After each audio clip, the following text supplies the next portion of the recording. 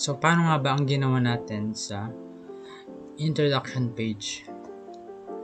So, first, ginawa natin is inside the body, sa body element, sinet natin yung box sizing to border box para mas maganda yung box ng border.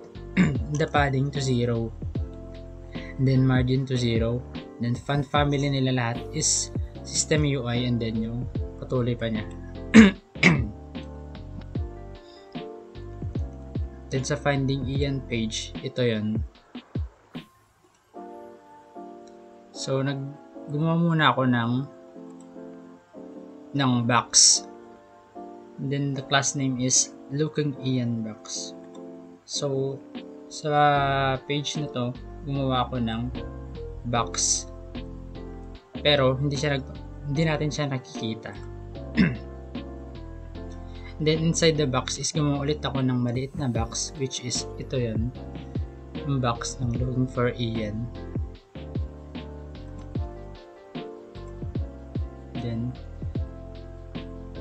yung box na ginawa natin kanina, sinet natin siya sa width na 100%, and then the height to 600 pixel, and the background color ito.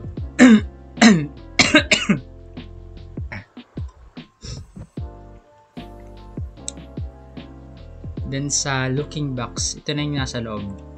Ito, yung box na to, looking box. Width to 40%, height 150 pixel, margin auto, and the background color.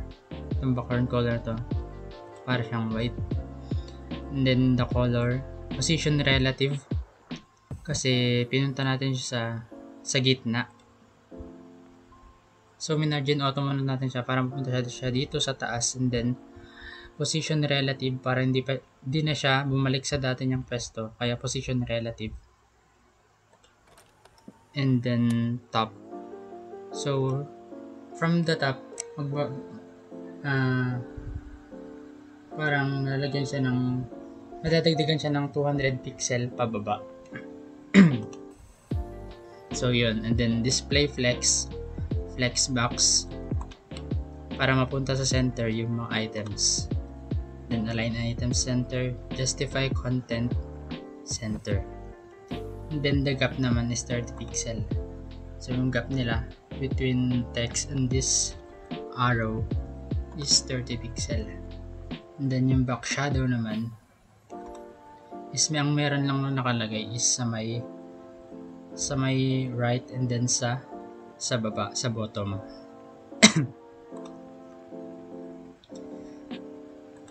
Nabot naman sa animation niya is nag-import tayo sa animate.css.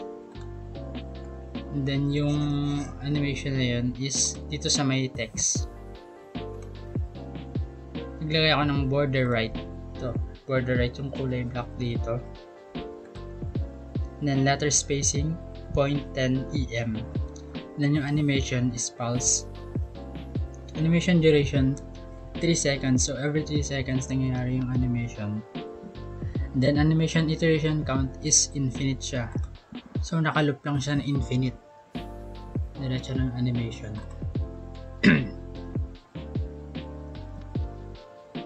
Then tong looking box A, which is itong arrow. Itong arrow nagpapakita dito nakalagay yung href papuntang home page ng website natin, which is the home.html. And then itong arrow naman na to is symbol siya, HTML entities. Then every time we hover naman to is nababawasan ng naging 0.8 yung opacity ng arrow na ito. Then so para naman maging responsive siya is as you can see dito, if ganito na yung screen natin, okay, naging responsive siya between 300 pixel minimum width na 300 pixel and the maximum width of 500 pixel.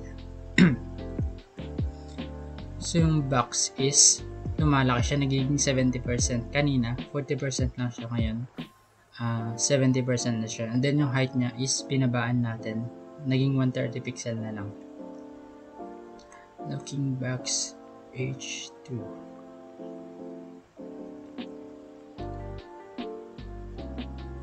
Okay, so ito yun yung looking box H2. Yung font size na yun, ginawa natin 1.2 rem.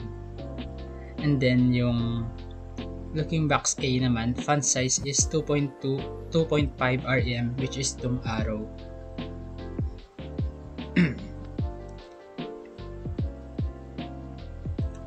Then pagkapunta natin ng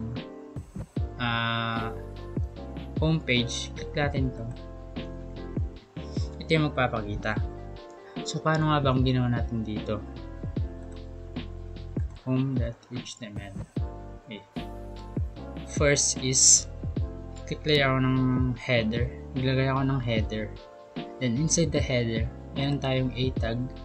Itong left arrow, pabalik siya sa index.html, which is yung introduction page natin. Then same properties din yung nilagay natin doon. Font size rem, text decoration, and margin left is 200 pixel para hindi siya gaano nasa gilid. Then position relative, bottom 5 pixel. So tumaas siya ng 5 pixel taas.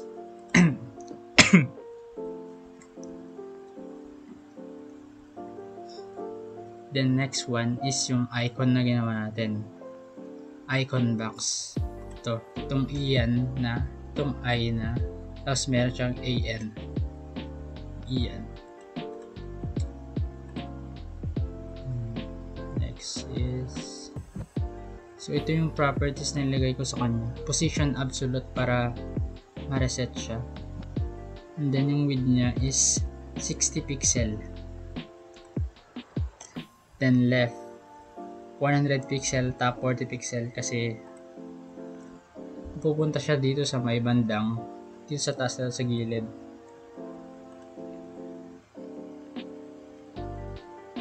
Then navbar box. Okay, ito na pala yan sa may navbar. Itong navbar na to is sinet natin yung width niya into 70%. Then yung height niya is auto. I think auto. Auto siya. And then yung margin niya is auto para mapunta siya sa gitna. And then display flex. Para magamit natin yung properties ng flex box.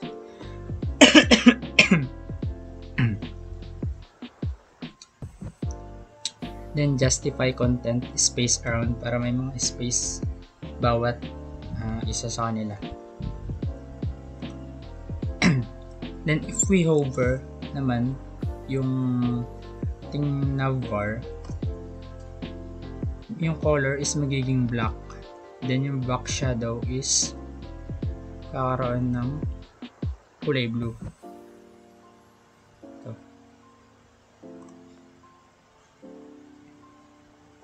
Then sa may footer naman tayo. Footer. Where is the... So sa footer na to,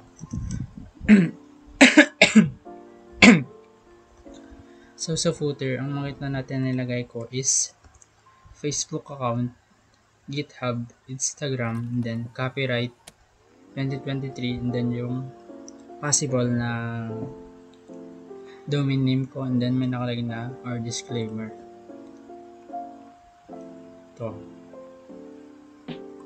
Yung properties na ginamit ko dyan is naglagay ako ng margin top para may konting space dito between the box sa contact information, and then same with other pages para may space na konti. Then yung width niya is fill parent, so if you fill na lang yung buong screen na width.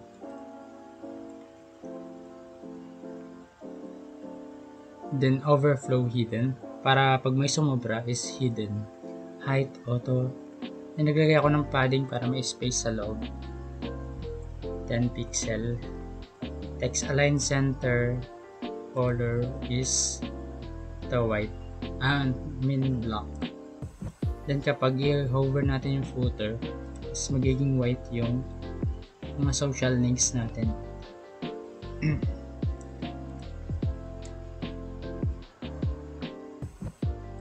So next one is hamburger button. Paano pala ginawa natin sa hamburger button? Ito. So first, para magawa natin to is kailangan natin ng JavaScript. Pero syempre, unang gagawin natin is gagawa tayo ng class na menu button. Then inside the class, naglagay ako ng div na tatlong bar. So, which is ito, 1, 2, 3. Ang tatlo na yan. So after natin makagawa ng ganyan, is pumunta tayo sa my script.js.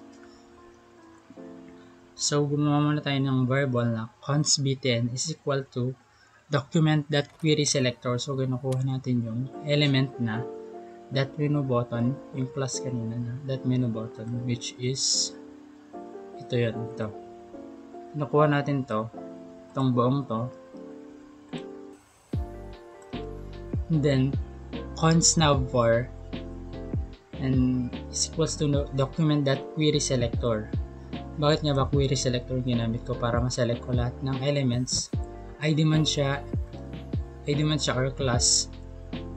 Pwede, basta maglagay ka ng dot kapag class, and then pag ID naman is ano siya? Sign number. Okay, so navvar box. Dito nakalagay yung lahat ng navigation bar natin. Home, personal info, experience, education, skills, and interests. And then after that, gagawa tayo ng add event listener. So, kunin natin yung variable na btn, which is nakalagay dun yung menu button natin. So, btn.addEventListener, click. So, every time click tong hamburger menu na to, pag i-click natin na yan, papakita yung mga navigation bar. So, navvar.classList toggle active. So, that active siya. Every time na active siya is papakita tong navigation bar.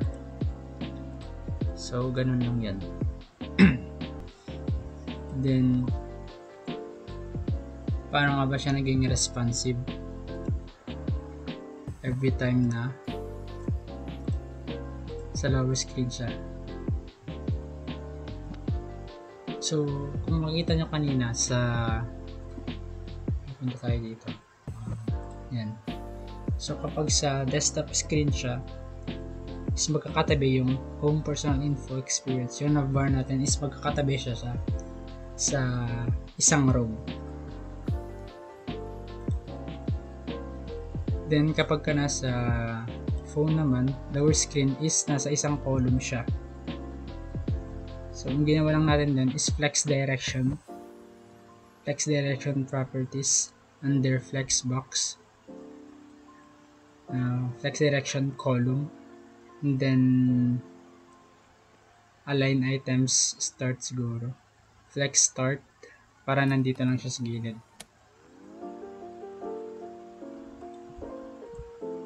And ano pa ba?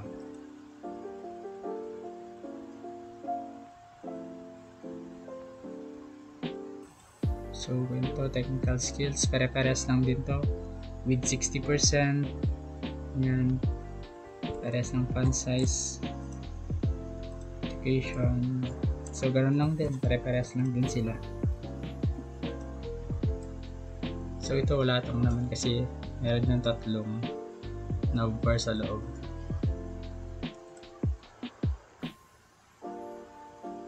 So, yun lang for this explanation.